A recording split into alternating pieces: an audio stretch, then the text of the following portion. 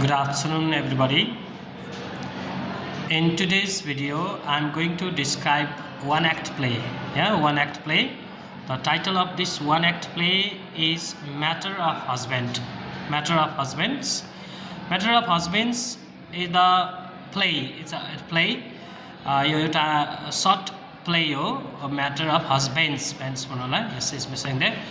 So Matter of Husbands as a play भएको हुनाले matter of हस्बेन्डमा हामीले केही कुराहरू बुझ्नुपर्छ। जस्तै म्याटर अफ हस्बेन्ड पढ्दाखेरि हामीले एज अ फर्स्ट ड्रामा भएको हुनाले let's talk about the elements of the play. Yes, elements of the play in matters of husband there are some elements. The elements of the play are setting. है, हामीले एउटा कुनै drama पढ्दैछौँ, एकाङ्की पढ्दैछौँ भने हामीले सबैभन्दा बुझ्नुपर्छ सेटिङ। सेटिङ भनेको के हो त भनेपछि टाइम।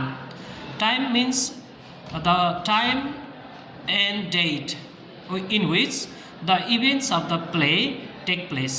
त्यो समय हो जुन समयमा घटनाहरू घटेका हुन्छन्। Next one is place. Place भनेको घटनाहरू इभेन्ट्सहरू कहाँ घट्छन् त। It's a place is the place means कुनै ठाउँ है, त्यो कुनै ठाउँमा जहाँ चाहिँ घटनाहरू घट्छन्। And the situation and context. यसरी setting is the unity of time, place and the context, situations. र सेकेन्ड एलिमेन्ट्स के हो त भन्दाखेरि थिम। कुनै पनि ड्रामा पढ्दैछौँ भने हामीले यो ड्रामाको थिम के हुनसक्छ त। So what might be the theme of the play भनेर बुझ्नुपर्छ। र one act play a matter of हस्बेन्डको थिम के हो भन्दाखेरि the main subject matter of the drama. के हुन सक्छन् थिम्सहरूमा? यसमा जेलसी हुनसक्छ, फुलिसनेस हुनसक्छ, गलिबिलिटी हुनसक्छ, डिसेप्सन अथवा धोका, बिट्रियल हुनसक्छ, कसरी मान्छेहरूले धोका दिन सक्छन्। And the roles of the actors, होइन, रोल्सहरू एक्टर्समा, थिएटर एक्टर्सको अथवा मुभी एक्टर्समा तिनीहरूको रोल्स कस्तो हुनुपर्छ त भनेपछि they make the audience as if something really happened. They create the illusion, नभएको कुरा पनि हो कि भन्ने जस्तो गराउने क्षमता हुन्छ। यो चाहिँ एउटा एक्टर्सको विशेषता हो। र एउटा थिम पनि एउटा म्याटर अफ हस्बेन्ड्सको एउटा थिम पनि त्यही नै हो। So that's why the plot भनेर बुझ्नुपर्छ। सो प्लट नेक्स्ट एलिमेन्ट हो। So what is the plot? Plot is the chain of main events, sequences of the main events. कुनै पनि प्लटमा यदि ट्रेडिसनल ड्रामा छ भने त्यसमा एक्सपोजिसन हुन्छ। एक्सपोजिसन भनेको starting. And the next one छ राइजिङ एक्सन। राइजिङ एक्सनमा घटनाहरू अगाडि बढ्छन् र सबैभन्दा टप एक्साइटिङ पार्ट्सहरू भएको ठाउँलाई हामीले क्लाइमेक्स भनिन्छ। क्लाइमेक्स। सो नेक्स्ट वान छ falling action. Falling action means what is the meaning of falling actions? घटनाहरू जहाँबाट अलिकति ओह्रालो लाग्छन् त्यसलाई। अनि लास्टमा रिजोल्युसनलाई तपाईँहरूले एन्डिङ पनि भन्न सकिन्छ। So what are the elements of the drama? Setting, theme, plot. So next important element of the drama is the characters. What are the characters? Characters are the role players. There are different types of characters. The person who plays the actor who plays the main positive roles is called protagonist. The person who plays the main negative roles is called antagonist.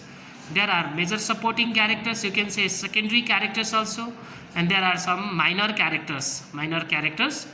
र त्यस्तो क्यारेक्टर्सहरू जुन चाहिँ ड्रामामा देखा पर्दैन तर तिनीहरूको roles हुन्छ र सिचुएसन अनुसारको तिनीहरूको रोल्स इम्पोर्टेन्ट पनि हुनसक्छ। र त्यस्तो खालको क्यारेक्टर्सलाई हामीले अफ स्टेज क्यारेक्टर अथवा ब्याक स्टेज क्यारेक्टर्स भनिन्छ। भन्नुको मतलब ब्याक स्टेज क्यारेक्टर्स ड्रामामा आउँदैनन्, त्यही पनि तिनीहरूको नाम फ्रिक्वेन्टली के हुन्छ त्यो रिफर्ड हुन्छ। Back stage characters they do not appear on the stage, they don't have the dialogues, but they frequently referred, their names are frequently referred. These types of characters are off stage characters. र कुनै पनि ड्रामामा हामीले actions हुन्छ नि, definitely actions. The actions are the activities performed by the characters. What are the actions?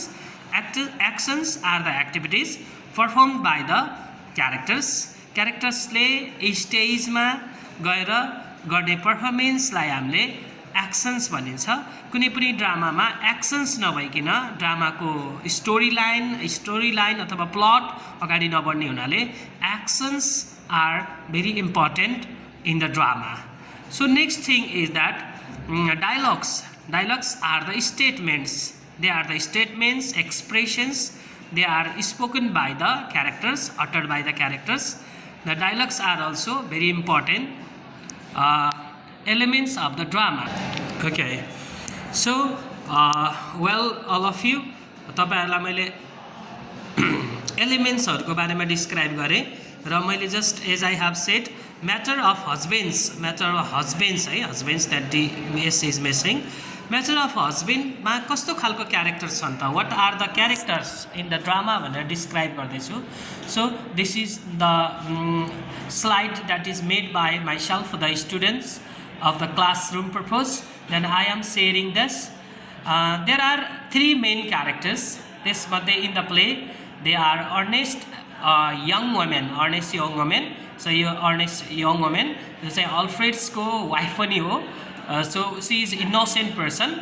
And Sarah जसको नाम चाहिँ famous actress Sarah भने पनि उलाई चाहिँ famous actress भनेर refer हुन्छ. She is a very famous Hungarian theatre actress and Alfred जसको नाम छ who is husband of earnest young woman and he doesn't appear in the drama. You can say that he is an of his stage character. The famous actress is young, famous and beautiful woman. Yes, how is the famous actress? Famous actress कस्तो छ?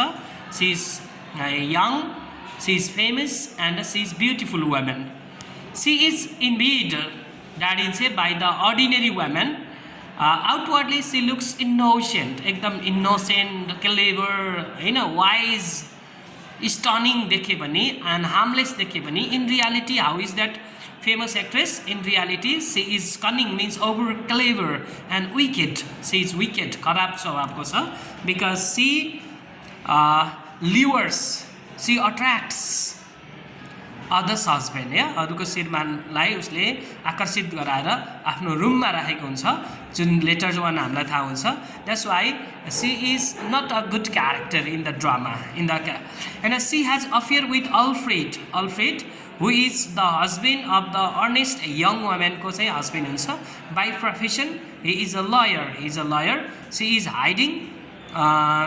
Hiding means famous actress is hiding Alfred in her secret room border भनेको छ त्यहाँ so that's why एउटा छोटो भिडियोमा लामो नहुने हुनाले मैले just I am just describing the characters only for the examinations purpose and very briefly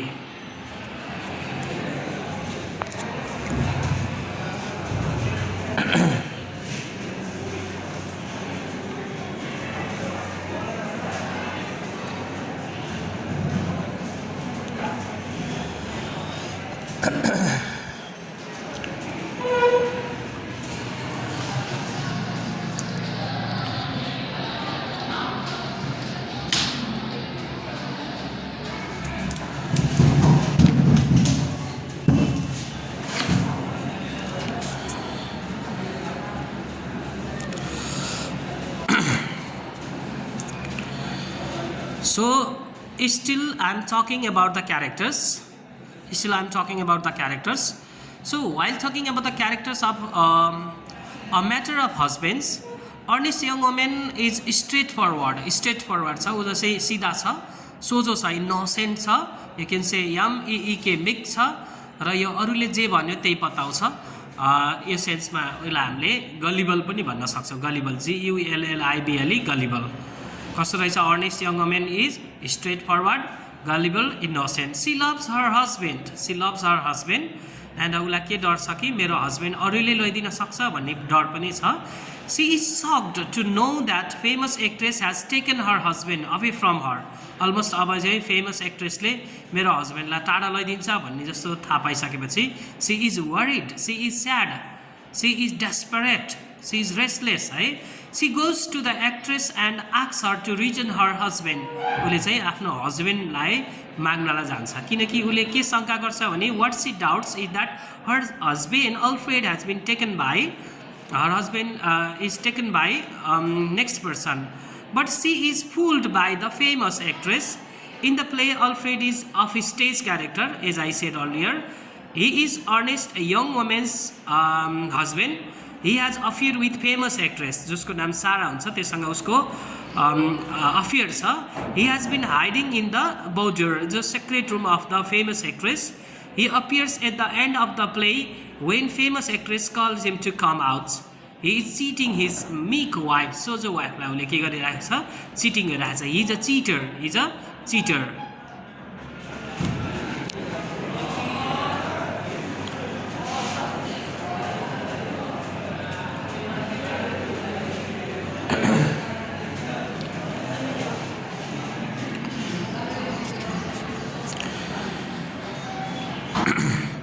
कुनै पनि ड्रामामा जाँदाखेरि हामीले सेटिङ्स थाहा पाउनुपर्छ. So as I said setting. What is setting? Setting is the time, place and situation. That's the unity of time, place and context. So what is the setting? The conversation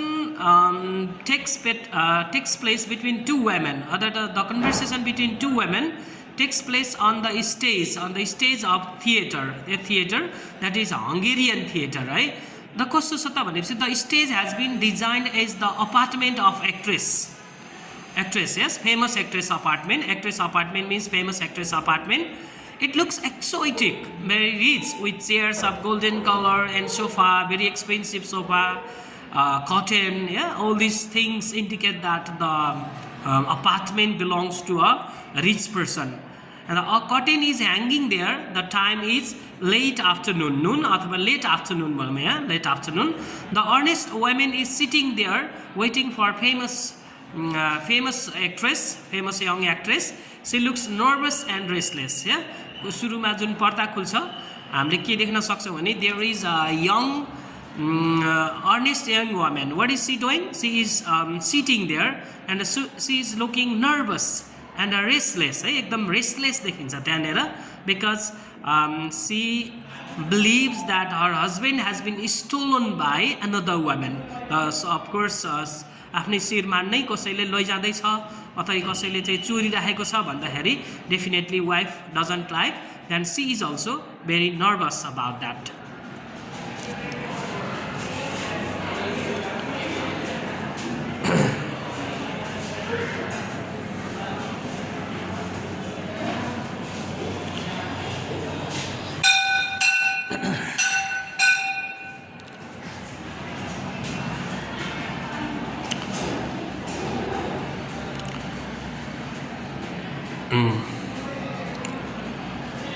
So themes of the play, matters of husband. Matter of husband को चाहिँ themes, as I had already discussed. A matter of husbands focuses on the roles of actress or actress on the stage. कलाकारको स्टेजमा कस्तो roles हुनुपर्छ त? They should create the illusion. They should make as if the things really happen there. So it shows how they keep us in an illusion. In illusion, the play shows the differences between actresses and other ordinary people. They have the ability to make the audience believe them. Yeah, they are different outwardly and inwardly. These are the themes.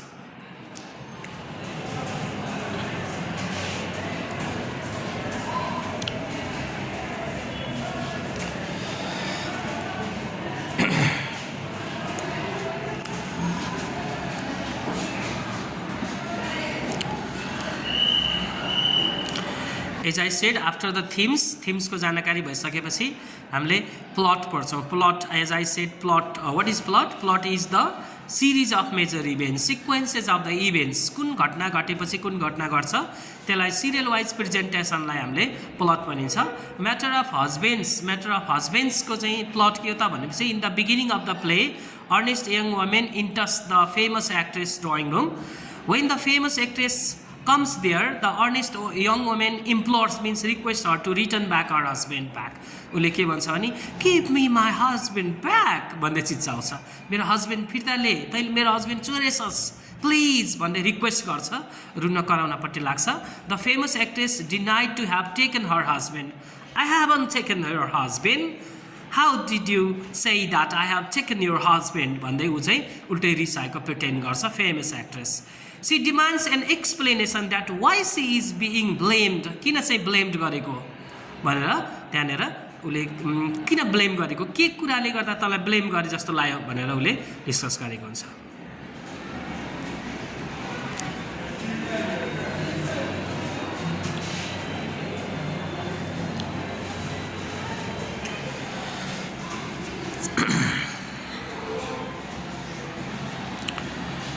So next part ma according to the same continue according to the honest young woman her husband has sent her flowers के evidence दिनु भन्दाखेरि मेरो हस्बेन्ड्सले तँलाई तेरो एड्रेसमा चाहिँ flowers पठाएको छ he has sent flowers bouquet of flowers and then after they are sent in your address भनेर कुरा गर्छ he has also written a love letter asking for an apologies है apology चाहिँ माफी माग्दै म भेटुन आउन पाइन प्लिज मलाई माफ गर या 1000 kisses भन्दै उले चाहिँ चिठी पठाएको छ सो यी कुराहरुले अनि उसको आफ्नो श्रीमती प्रति घट्दै गएको इन्ट्रेस्टले गर्दाखेरि she believes that her husband has an affair with somebody else भन्ने उसलाई लाग्छ यी नै उले चाहिँ आफ्नो एभिडेन्सको रूपमा पठाउँछ this question is important from examination point of view also so what are the evidences the earnest young women presents to the famous actress Joseph Flowers and love letters they are the strong evidence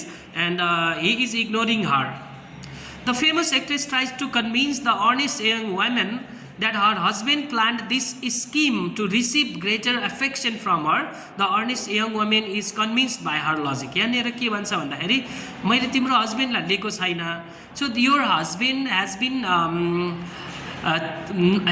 hasn't been cheating on you yes cheating गरिरहेको छैन just he is creating the jealousiness यो धेरै कुराहरु हुन्छ मान्छेहरुले famous एक्ट्रेसहरुको अगाडि यस्तो यस्तो केसेसहरु लिएर आउँछन् सबै केसेसहरु लिएर आउँछन् उले मेरो लागि अलिकति केही काम गर्दियो मेरो लागि फेभर गर्दियो मेरो श्रीमतीमा जेलसी क्रिएट गर्दियो ताकि मेरो श्रीमानले चाहिँ श्रीमतीले मलाई धेरै माया गरोस् भनेर यो this type of cases keep on coming to me सो हामीले एउटा फेमस एक्ट्रेस भएको हुनाले यस्तो नर्मल कुराहरु सहन पर्छ तिमीलाई पनि तिम्रो श्रीमानले तिमीले धेरै माया गरि हुन्थ्यो भनेर एउटा जेलसी क्रिएट गर्नलाई यस्तो गरेको but actually your husband is not betraying you धोका दिएको छैन he is not deceiving you भन्ने उले सोच्छ so that's why she is convinced यो बिचमा हेरेर उनले फेमस एक्ट्रेसलाई अर्नेस्ट यङ वुमेनले चाहिँ उले ब्लेम पनि गर्छ घोकेको डायलग्स पढेर कस्मेटिक्स लाएर यस अनि स्क्रिप्टहरु पढेर त एकदम ब्युटिफुल छस् भनेर त घमण्ड गर्छस् त रियालिटीमा त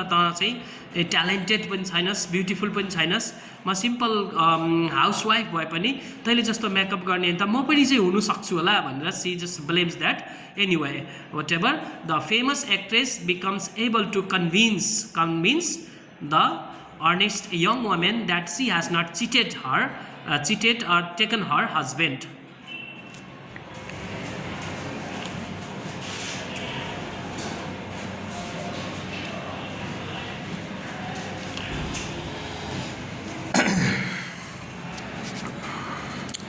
Yes, the famous actress claims that such situations are very typical, very common among actresses.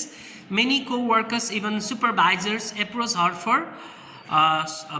for favors to make their wives jealous. The honest young woman accepts her mistake and thanks to the actress for help. Being happy by her help, she even hugs and kisses the actress. When the honest young woman leaves, famous actress calls Alfred from her bedroom. She says, Alfred, come here, your wife has gone out. So in this way the play has very interesting roles. This much for today. Thank you please. Thank you very much. See you tomorrow or in other classes. Have a good time to you. Bye.